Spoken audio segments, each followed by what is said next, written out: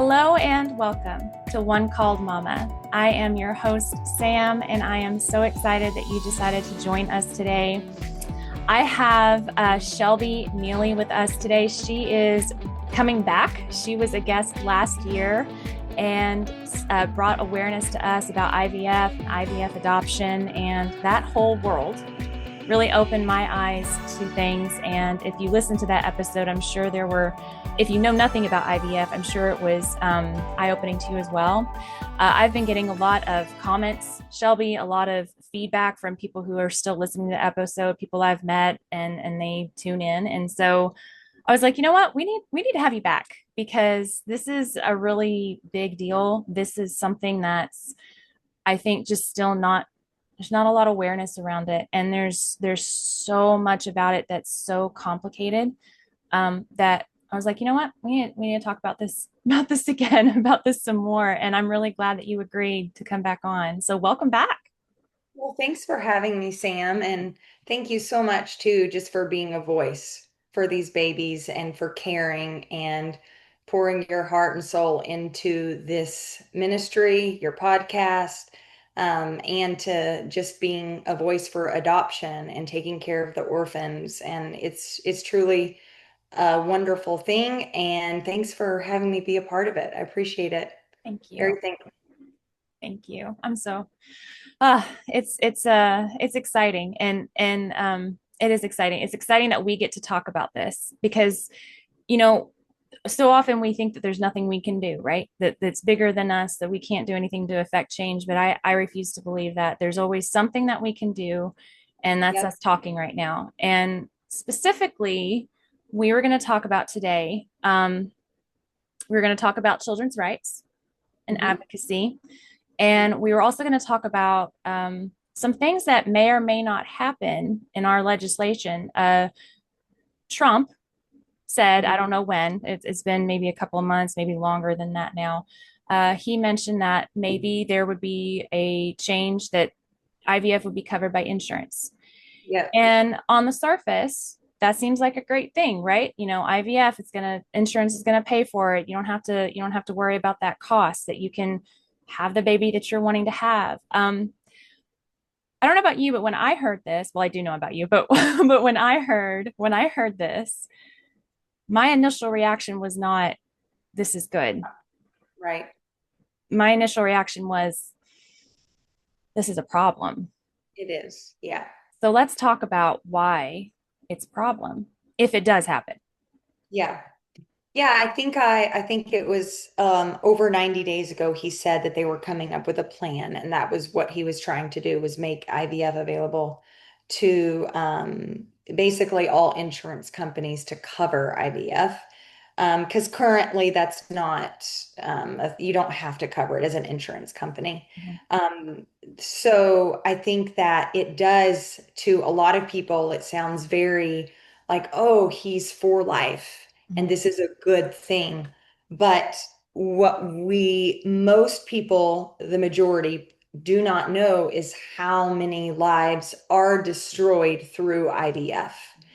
And that is the problem. So we really need to be changing the laws around IVF in order to protect the unborn, the embryos, the ones that are made to excess because it's cheaper and then they are leftover, they get discarded, they get chosen because of their grading, you name it, all these different things, and we don't have laws around it in the US. And so unfortunately, these embryos are they're not considered lives. And so they're not being protected as a child that has a right. Right. So yeah, it's unfortunate. So remind us, you just looked it up. So remind us, what is the percentage of babies that don't survive IVF? Yeah. So it's estimated that 93% of all IVF created babies will die. Only 7% result in a live birth.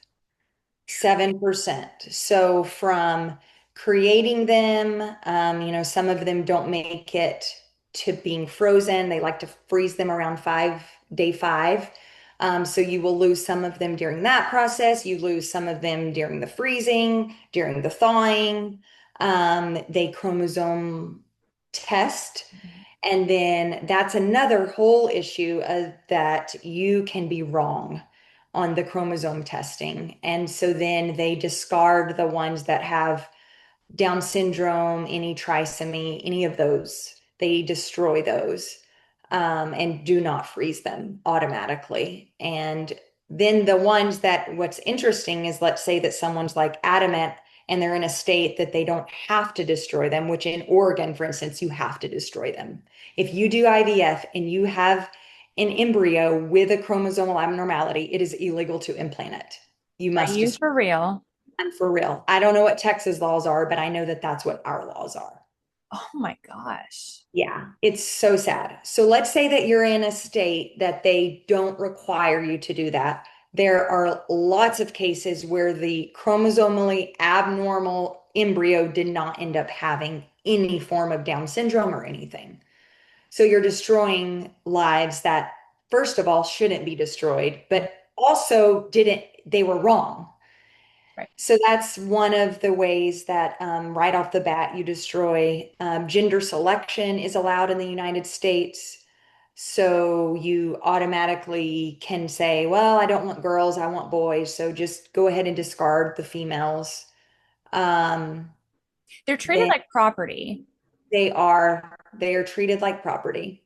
It's disgusting. It really, it really is because you think about, okay, we've created this thing, and whether you believe IVF is right or wrong, should exist or shouldn't exist. Okay, let's like table that, okay?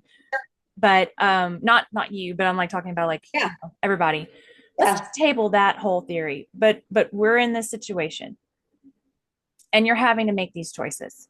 Hmm. Okay, so the whoever's telling you, okay, so discard the ones that aren't good enough, Yep. good enough to Mhm. be implanted because they're not worthy of life. You're Correct. you're you're you're putting yourself in a position where you have to decide that a child should or should not exist based on what may or may not be considered a defect. Yep. And it's kind of like you're putting yourself in the position of God, Hmm. and you're taking on these responsibilities you were never meant to have. Right. That's right. It just gets so complicated so fast. It does. And I think that a lot of the ways that people justify it. So let's say that you are a believer and you believe that life is in the hands of God, right? You can't get pregnant and you're like, you know what? I'm only going to create the embryos, the amount that I want to Mhm. use. Mhm. And you tell a doctor that. Well, you right off the bat, that doctor knows that, so they're only making as few as possible, but that doctor also knows the reality of an embryo not making it to that 5 day, not making it to the perfect um what's the word for it? I can't think of it, to the blastocyst stage Oh, where they're going to implant it. So they will just tell you, well, we'll make the decision what we're going to implant. We're not going to put that on you. And so it's like, oh, my hands can be out of this. I'm going to leave this up to the doctor. And then, okay, now we have two embryos, is what the doctor told us that we've created. So we're going to put these two in, not knowing that, oh, wait, there really were three or four. And the doctor made the decision. You get what they give that decision to the doctor, and it just helps them justify it. I've heard of stories like that. And then, of course, they have regrets later down the road of, man, I really do not think what I did was right. And that's what it's like. I wish so bad that we could have some IVF mamas that can come on your show and can talk about, I wasn't educated on it. And now I'm regretting and I want to be a voice so that people know, like, hold up, like, really think before you engage in this. Right. But it's just when you're at that moment of desperation of I want to get pregnant, I want to have a baby, it's really easy to start justifying your decisions and what you're doing. And oh, well, we're only going to make this many and we will implant all of them. We're sure of it, but it's $15,000 a round. It's going to be okay. We'll freeze them and we'll come back for the rest of them. But in the meantime, those embryos are then at risk for dying. Yeah. And that's the part that it gets, um, yeah, it just gets way out of control really quickly. Yeah. And that's the part, the numbers, when you start thinking about, hold up, 93% will die. Mhm. What? Yeah. Like that, no doctor would ever tell you that. Never, ever, ever. They're not telling you that. So anyway, it's really devastating and unfortunate. And that's why I really, really want us to have these conversations, to talk about this, Yeah. because, maybe there is a way to do it ethically, but maybe there's not. But we definitely need more laws protecting the unborn, protecting the embryos, Right. So really let's looking at their rights. exactly. So let's talk about that because, before we even try to make IVF more accessible, and Mhm. even kind of go down that road, it's almost like they need to back up. What do we need to do? There needs to be laws um, around all of this because I know the last time you were on, you mentioned Germany had Yep, some very strict laws around what you could and could not do. yep. And I thought about this too, in foster care, for instance. In what care? Foster care, Oh, foster care. foster Okay. care, for instance, you are required to go through lots of training. You are Yeah. required to do home studies and background checks and all of these things and make sure your home is in really good shape. And I'm just thinking, well, this is for foster care. And I'm Mhm. sure adoption, if you just do like a straight adoption, I'm sure there's something that you have to do there, something similar.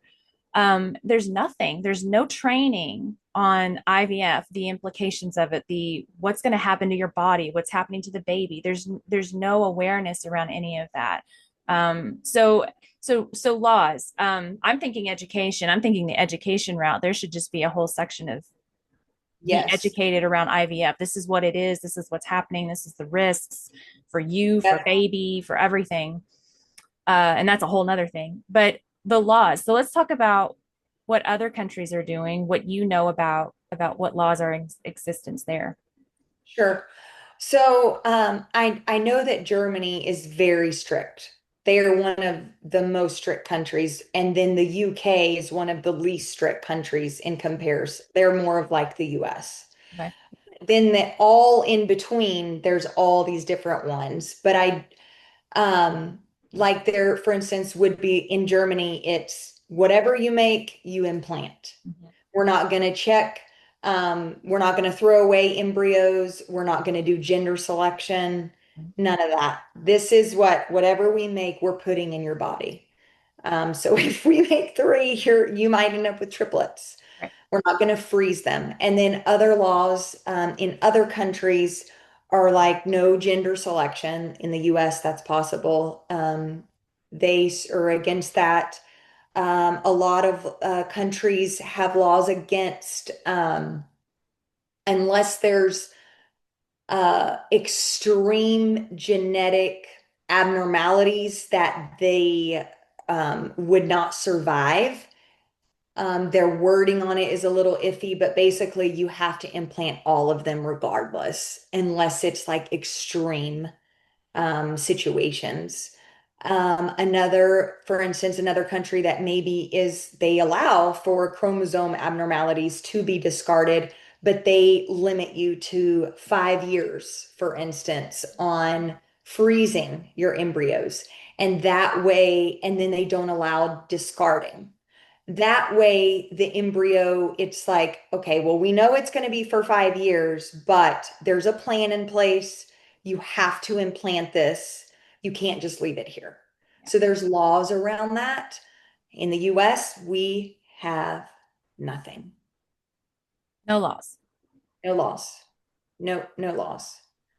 So, I mean, there's clinics out there that are now creating I know in Ukraine for sure, but now it sounds like they're doing it in California, where it's a clinic that is taking donor sperm, which we know they get paid for that. You can sell your sperm, you can sell your eggs.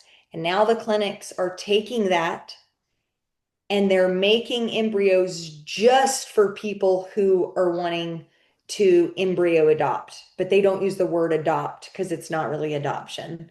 They call it embryo donation. And so they're actually making embryos with blue eyes and blonde hair, and you can pick your baby based on all of this genetic history on egg, all of genetic history on sperm. And then you can buy this baby, even though in the United States, they say you can't buy embryos, but they're charging $12,000 for it. How is that not purchasing it? Mm-hmm. Exactly. So, and there are no laws other than the one law I know about is you cannot, like, I couldn't make an embryo and then say, Sam, if you want my embryo, I'm going to sell it to you for $10,000. That is illegal.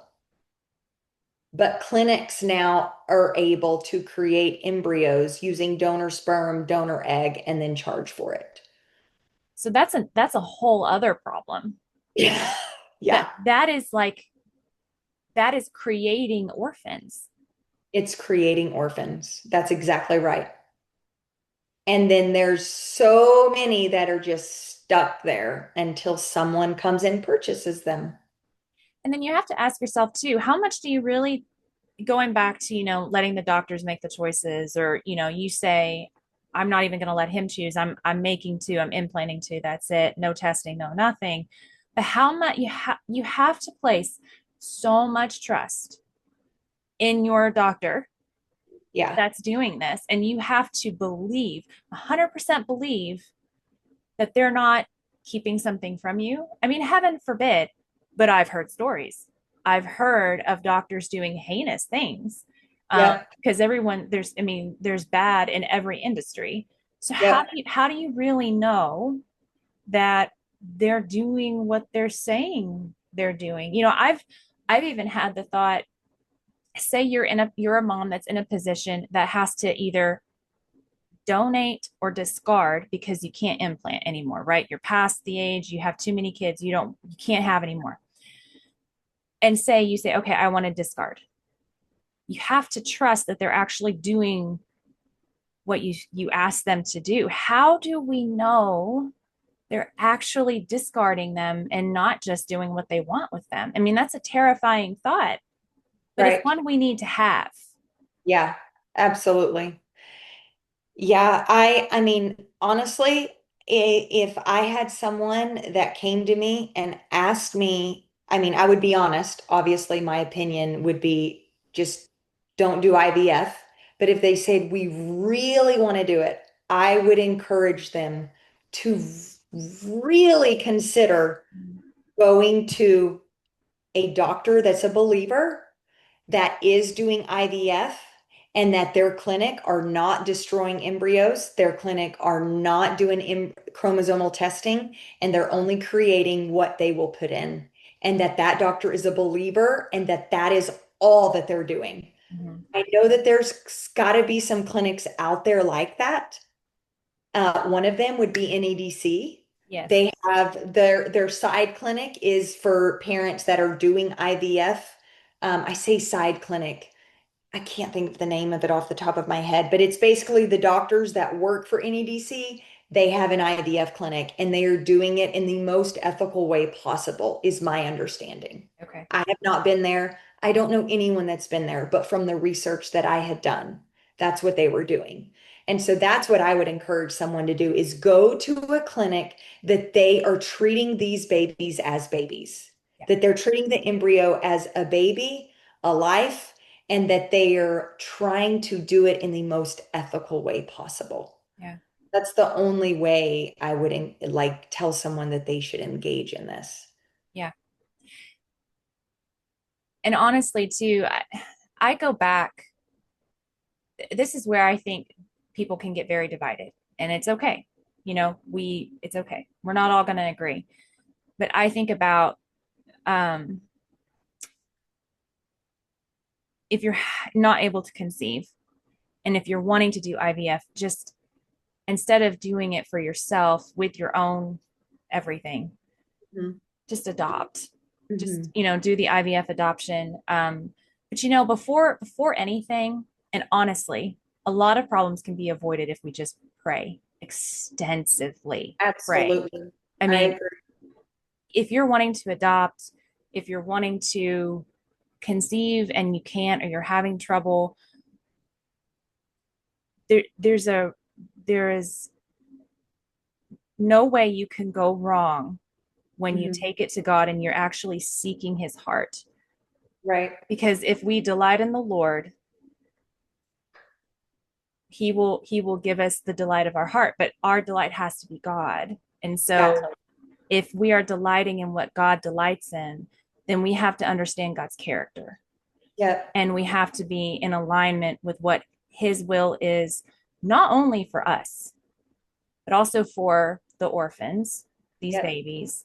And we have to come at it in a completely different way, which is very difficult when you are in an emotional space, um, when you're stressed, or when you're in this state, which when you're trying to conceive and all of those thoughts are in your head, if I'm ever going to be able to, or how is this going to work, am I going to have children, how is all of those thoughts that can play in your mind, that I can only imagine how difficult they are. We have to really lean into the Lord and Absolutely. trust him in that. That's difficult. It's not easy at Not, all. no. No, but I completely agree with you. I think that, any type of decision like this, whether it's infant domestic adoption, international adoption, I mean, all of it, we should be coming before the Lord, asking him, okay, what is your will? What do you want from us? We are not conceiving on our own. We cannot God, what does this mean for us? And for what do you want? What is your will? And I completely agree. Like there is an option of there's these embryos that are just waiting.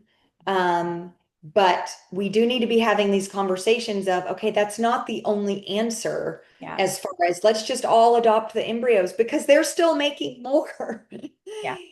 And, we need to not just be part of like, oh, okay, now we're the ones adopting them. And then they just keep making more and they keep charging more and more. It's like, no, no, we got to start with the laws around it. Mm-hmm. Mm-hmm. And it does feel daunting. It feels overwhelming. Like, well, what can, I do here in my little small town? Like you probably have had those thoughts. And it's like, no, like we can talk about it and we can be a voice and get the word out and encourage people to have these hard conversations. Let's have these conversations in our churches. I mean, I've never had this conversation in my church. Have you? I've heard talks about abortion Mm-hmm. and that whole, movement. I know I've shared that on the last podcast with you, but we're not talking about IVF. And I know it's a sensitive topic, but that doesn't mean that we don't talk about it. Yeah. And I don't think that there's any malicious intent on the parents that are going to fertility doctors. It's a good desire. There's nothing malicious in that at all. Right. But there's a lack of education, like you said. There is a lack of education. No one knows. No doctor, when they go there, is telling them, yeah, and did you know that the chance of death is 93%? Mm-hmm. No, Yeah. not. do that. And They're it's, not, sorry, go ahead. oh, I was just going to say they're telling you your risk. What's your risk as the patient? They're not seeing it as a risk to the embryo. They're not looking at it from risk to baby. Right. That's not how they're seeing it at all. They're going to tell you what's your risk. Yeah. Yeah. And honestly, it's because I think there's so much lack of awareness, lack of education, that it's more unloving once you are become aware to keep Mhm. it to yourself than it is to say, well, this is going to upset a lot of people. This is going to be a hard thing for people to hear. It's not about shaming or guilting or judging. None of that. It's about, okay, this is the problem. Let's just be real. It's a problem. Okay. Honesty is, this is a problem. Yep. How are we going to address it? How are we going to make it better? We're not interested in pointing fingers or blaming or anything like that. That is not our interest. Our interest is, how are we going to help families, bring Yeah. awareness to them, people who are considering this or are in this current situation, that have babies that are in storage, and they're stuck, they don't know what to do with them. And then how are we advocates for the babies, because that is so important. um, and something that is just not, uh, NEDC is obviously, they're advocating, and that's wonderful. So we need more institutions like that. We need more moms like you who are speaking out, who once they learned about this was like, oh my gosh, I have to talk about this. Right. That's why you're here. So Yeah. definitely laws and need to be set in place. Legislation needs to happen. Legislation needs to happen. Absolutely. Okay. And I mean, that's my prayer. I really hope that my hope and prayers, whatever, Trump, what he had said, they've passed their 90 days, and I hope and pray it's because they've realized, hold up, if we require this, what does that mean? Does that mean then, I mean, I heard about this homosexual couple in New York are suing their insurance company because the insurance company wouldn't pay for their surrogate to have IVF. And so it's like, okay, so back to that, if if Trump is doing this good thing, it's like, okay, then let's talk. That's a whole nother thing of, so then we're going to be promoting, like, does that mean then same-sex couples can then engage in IVF, and then surrogacy becomes to where that is required Mhm. to pay for insurance to pay for that surrogate to carry that baby and to do the IVF through her? Like, then it just gets crazy, Mhm. crazier than it already is. Yeah. And I really hope and pray that they're looking at the ramifications of that, and that they're looking at, hold on a second, like, we say that we believe in, we can't do, abortion is wrong, and abortion is after fertilization. Okay, so what does that mean for these embryos that are created and are fertilized eggs? They're already a baby. Mhm. What does that mean now? How are we going to protect their rights?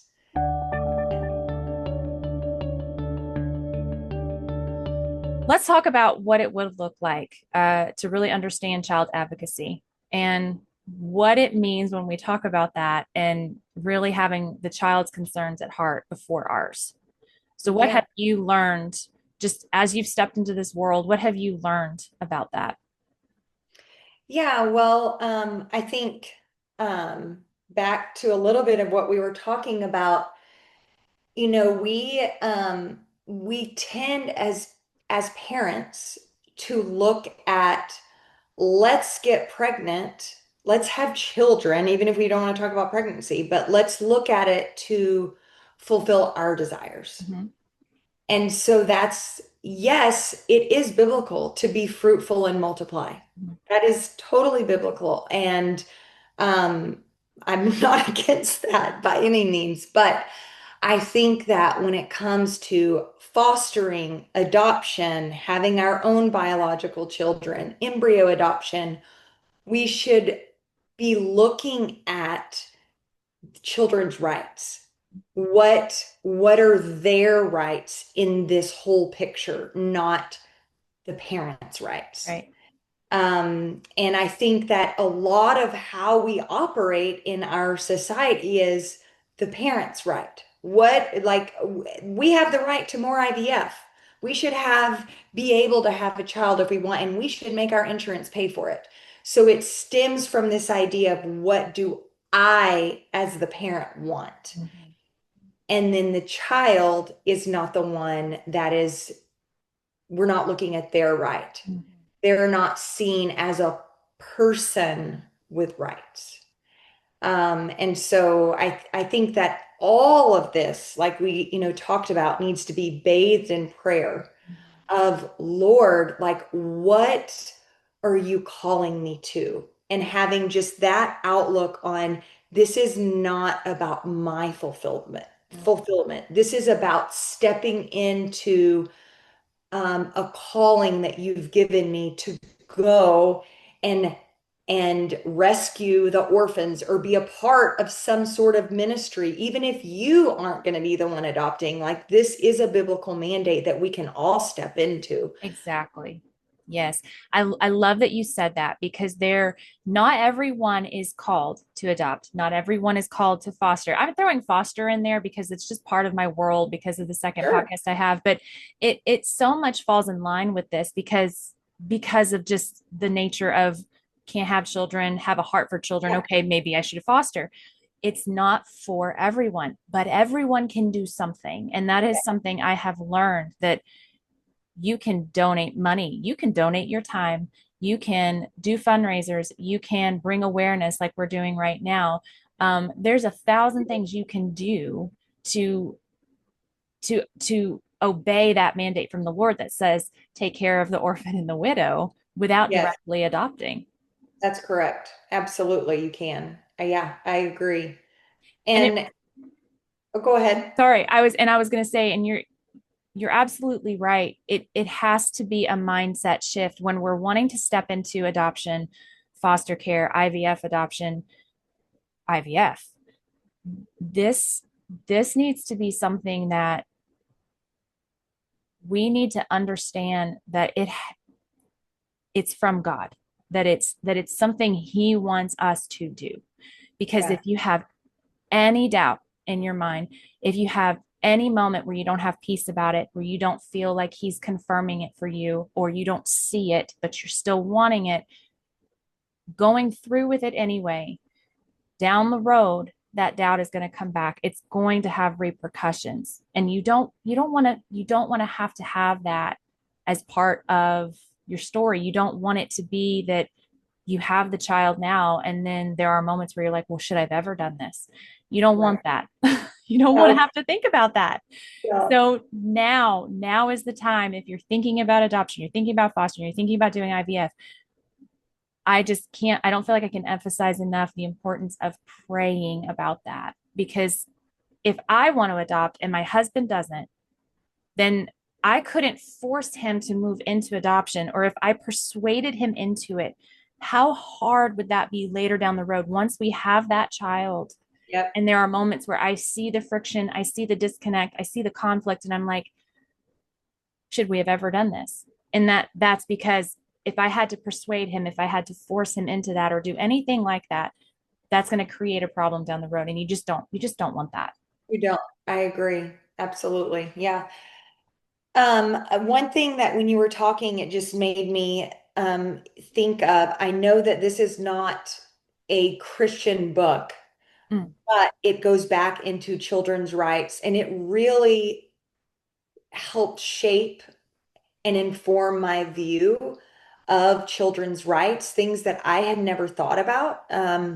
I read it before coming on your podcast. Even I didn't read it before we adopted Hannah, Mm. our embryo adoption, but I highly recommend it to anyone listening to this podcast to just anybody, like just it's such a good book. It's called Them Before Us by Katie Faust, and it is eye-opening on how, as a human race, as a people, like we look at what we want and how can we have children fill that desire. And like I said, it's not biblical. It's all from a natural order perspective. Mm. And it's fascinating. And it really, I mean, I felt convicted on a lot of things after reading it of like, wow, I did not see it that way. But that, I think that that's actually God's heart. Like, so Wow. I highly would recommend that book just to bring awareness to yourself. And then hopefully you can speak up for these, embryos is what we're talking about today, but just in general, orphans and children, children that are in, that have gay same-sex couples as parents, and what a disservice that is to them. And it's looking at it, like I said, from natural law, not Right. even God's perspective, but it's really, really good. Yeah. I'm so glad you put a plug in for that because of you, I knew about the website Then Before Us, but I had either forgotten or didn't know about the book.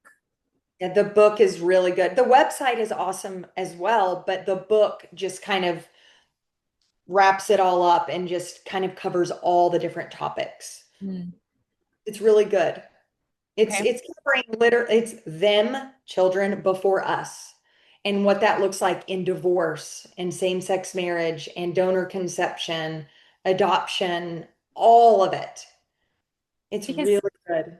really there's more repercussions to this than just what's on the surface too, because you think about the trauma that happens in adoption. Even if you do an infant adoption, that baby is being separated from their biological mother, and that's Yep, traumatic.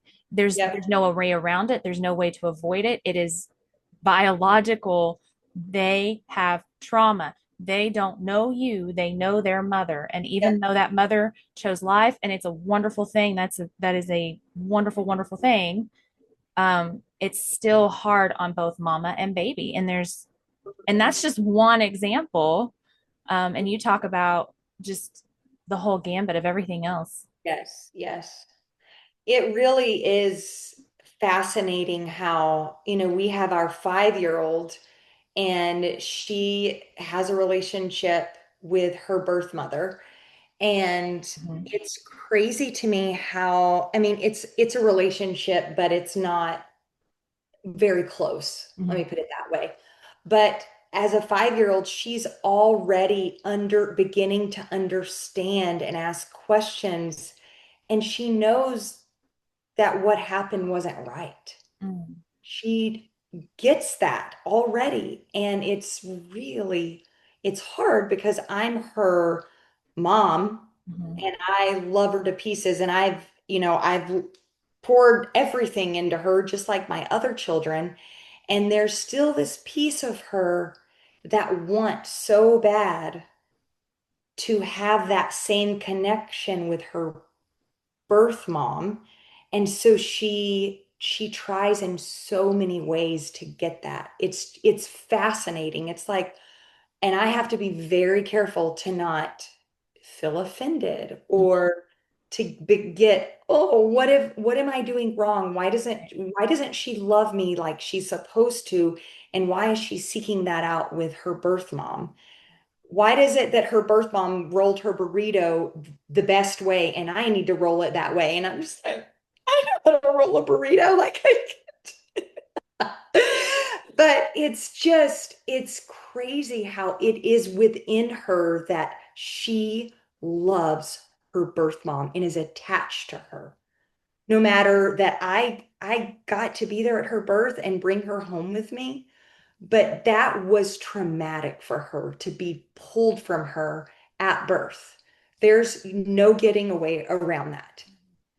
It's not the way God designed it. And that's what I was going to say. It's spiritual. A Yep. lot of this is spiritual too, and we have to acknowledge that. I think that is so important that when we deal with trauma of any kind, when we deal with just, because the Bible talks about our enemy is not the flesh and blood. It's Nope. the dark forces that we don't see. And the more I live, the more I appreciate that truth, because I see how God designed everything on a spiritual level. It all Yep. has some sort of spiritual meaning and significance. And so the trauma that she's facing is a physical thing, but it's because it's on the spiritual level. Right. She connected with her mom because that was the way God designed it. And it was in when it's perfect in its perfect state, it would have been a perfect thing. But we're in a fallen world with sin and all of this stuff that just creates brokenness and decay and chaos. And so I think understanding that oppression and just all the things we deal with as humans, the oppression, the anger, the suicidal thoughts, just all of these things that we're just dealing with now as a society, they all have a spiritual backing to them. And this is no different. This whole thing that we're this IVF crisis, all of these things, that it's creating a spiritual crisis as well. So where do you think we go from here? I mean, legislation, obviously. Legislation, I think, is key. We have to have laws around this in order to protect, and we need to be able to see embryos as persons. Mm-hmm. And right now, that's not what they're considered. Yeah. We have to start there of getting the embryo to be declared a person from fertilization. And right now, they are seen as um, biological matter that has the potential to become a human. Mm. I think that's the exact definition. Um, yeah, So having them be treated basically as when people are considering abortion, they're not even seen as the same level as that. Is that what I'm hearing? that's my understanding is that they're considered biological matter that might become a human, might become a person. They're not seen as a person, and so therefore they are not protected. Mm, gotcha. That's where it needs to start of seeing them as humans, as persons. It's really sad. And it's like, man, but we have the education. We understand now, like life happens at fertilization. That's not the argument anymore in the abortion world. Right. Like, so we know that they already have all their DNA, all of it. I mean, we already know if it's a boy or a girl at that little tiny embryo state. Which in and And of itself is crazy. right. And yet we don't see them as a person. It goes back to, I think that if you think about it, it all comes down to our wants. So as a woman, as a mom and a dad or pre-mom and dad, we want to have a child. We deserve to have a child, and we're going to do everything we can to get it. It's our right. It's we need this, we want it, and we're going to make it happen. And then if you go to the other side of I'm a female, I have a right to an education. I have a right to a career. I have a right to have an abortion because I don't want to have a baby. I don't want my life to end and not get to have these things and dreams that I have for myself. So I have the right to have an abortion. It comes back to self, Right. both of them. I have the right to end the life. I have the right to create the life. And ultimately, that's not true. God is the one that determines that. He's the creator of life and he's the taker of life. He should be the only one deciding these things. And that means completely taking ourselves out of the equation. Yep, absolutely. Which is, it goes back to what you were saying of we have to bathe all of this in prayer. Lord, I know I have a desire to be a mama, but help me to do this with a pure and right and good motive. What do you want for me? What is your will? So important. And it's so hard to have that level of self-denial. Yep. So, for people out here listening, we've Yeah. probably mentioned it before, but what is the first thing they should do if they're considering IVF? And then what is the first thing they should do if they're considering IVF adoption? Okay. For IVF, I would say, I mean, both of these prayer. I think we've already discussed that. That's number one. If you feel like you still want to look at IVF, I would highly recommend educating yourself not on fertility websites, Mhm. not on fertility clinic websites. Educate yourself on get get both sides. Go and educate yourself from the perspective of the people advocating against IVF and reading all of their statistics, both sides, to truly have a grasp on what you're dealing with. Educate yourself on that. If you then decide there's a way I feel I can do this ethically, go to a fertility clinic that the doctors are believers and that they see the embryo as a person. Look for that. Make a decision based on, does that clinic see the embryos as people, babies, not as tissue that might become a baby? That's key. Yeah. And then IVF adoption, embryo adoption. Um, there's Facebook groups that you can get on, that you can just like plug in embryo donation, and you will find a lot of groups that you can be in and start educating yourself that way. You can call me. I'm always available. You can, and also you can put my phone number in your link if you want. I Okay. don't know. Yeah. Um, NEDC is the program in Knoxville, Tennessee, that they are definitely see the embryos as humans, as babies, as people, and they would be a great option. And then, oh my gosh, I just drew a blank. Is it Snowflake Adoptions? Have we talked about that before? Yeah. Yes. Snowflake. Yeah. They are a Christian agency that they do the matching. So you can adopt through them. They do the matching, and then you would find your own clinic that you would transfer wherever your embryo is stored. Then they would ship the embryo to your clinic and do it that way. So that would be another option. They do home studies.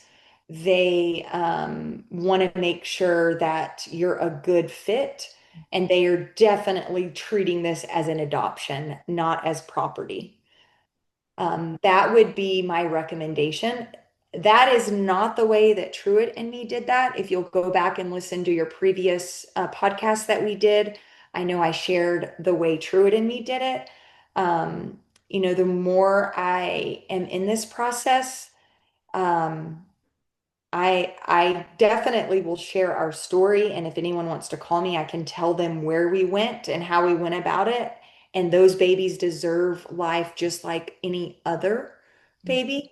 I think I'm just in a place of feeling I'm really sad because they've really increased their prices, and the person that was over the program has changed it. It's not what it was. It felt before like an adoption, and now it feels like a purchase. And so it really grieves my heart. But those babies need a chance at life too. It's just this balance of, I don't want to fuel this gross cycle that's happening. I don't want to be part of the problem. I want to be part of the solution. Right. And it scares me to say, yeah, just go adopt from there. And then it's just causing them to get more and more traction, and then they just are upping their prices because they see that now they can make money. Mm, And when we were doing it, it didn't feel that way. And that's what it feels like it's becoming. And so it's I'm processing through that. yeah. If you had any last thing that you wanted to share, anything that we maybe didn't touch on, is there anything that you just feel led to talk about before we sign off? Um, I don't think so. The only thing I would like to close with, so to speak, this it was from them before us. It was their response to when Trump came out with the whole let's bring IVF, like let's give it to everyone, Mm, let's make more babies. Um, and he's not meaning let's make more babies to then freeze babies and kill babies. He's just meaning we want babies, right? mhm. But without the understanding of the ramifications of that. Yeah. This was the response. IVF, simply put, is human experimentation, not medicine. We don't need better access to IVF because I think that's the language he used. What we need is to stop pretending that IVF is a child honoring procedure just because it enables people to have children. Christians must be vessels of God's mercy and compassion, honoring the basic right to life of every human being made in God's image, while refusing to condone the artificial creation of even one human life in a laboratory. I think that I would just encourage anyone that's looking at stepping into IVF to just educate yourself. Go on these websites, read about it, and try to remove yourself the Mhm. emotional part of you that is like, I want to be a mom. Just remove yourself and act like you're in someone else's body at the moment. Like pretend that you're someone else and you're just reading all this information and you're seeing a baby. Don't see a little tissue. Think of a baby because that's what it is. And imagine all these babies created and then destroyed. 93% of them, 7% actually will live. Like look at it that way as you're educating yourself. And I really do believe that if we approach it that way, I think it will help shape our view on this in a God honoring way. I hope so. I hope people So can true. listen to this and actually do that, take themselves out of the equation. I think that's really key. I think that's really important. If we can remove ourselves and see them as babies, just like you Hmm. said, that is key in all of this, and really just truly seeking God's will above Yeah, our own, yeah, because that is honestly the way we should be living our lives as a whole. And exactly. this is You're no right. exception. Having children, growing families is no exception to this. It's a good thing. It's a wonderful thing. It's a God honoring thing to have children and to want to help children. We have to stay under His will and under His plan for us and for them. Absolutely. Amen. Shelby, thank you. Thank you. Thank you so much for being back. I love Thank having you. you on. Thank you so much. I really do love talking about this. I really do. And thank you for being a voice for these babies and for putting yourself out there. I really appreciate it. It's thank you. It's an honor to be on your show and just to talk about life and how God sees life. It's awesome. Thank you.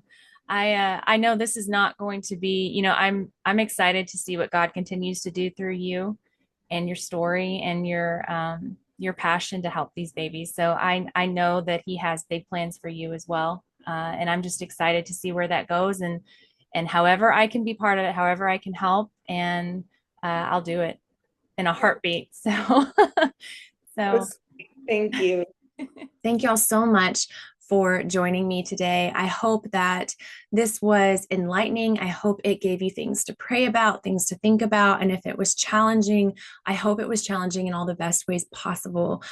We want to grow and learn. And when we're faced with realities like IVF, it's hard and it's also necessary. And I just hope that it really has, it has a chance to do a work in you to really grow something in you if this is something that's really hard for you to hear. And I know for a fact it was hard for me to hear. And I just pray that it does a really good work in you. If you have any prayer requests, any suggestions for future topics, anything that you would like to bring to my attention, please feel free to email me at onecalledmama@gmail.com. This will conclude season 5. And I have just had the most amazing time this season. It has been challenging. It has been a blessing. It has been so amazing having these incredible women on the show. And season 5 so far, I think, has just been the best yet. We will take a 2-month break.